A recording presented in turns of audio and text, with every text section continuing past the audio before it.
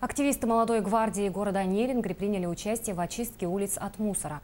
Об их участии в месячнике и планах по благоустройству района смотрите в следующем сюжете. На очередном совещании города был объявлен двухмесячник по уборке и благоустройству Нерюнгри. Активисты молодой гвардии «Единая Россия» вызвались добровольцами. Тем более ребята к месячнику подготовились заранее и разработали план, в который входит ряд мероприятий.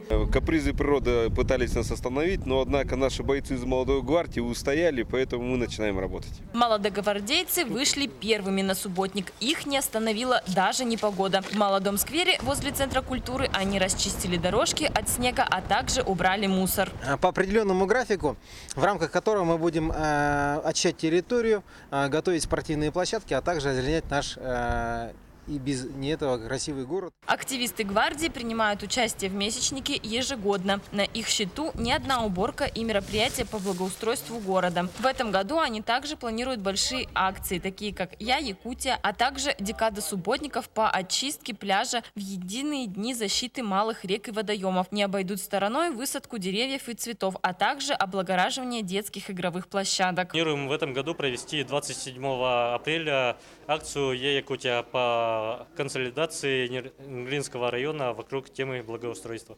Радует, что молодежь может уделить внимание родному городу. И надеемся, что их примеру последуют многие горожане. Виктория Харитонова, Надежда Акимова, Семен Амосов, НВК «Саха», Нерюнгри.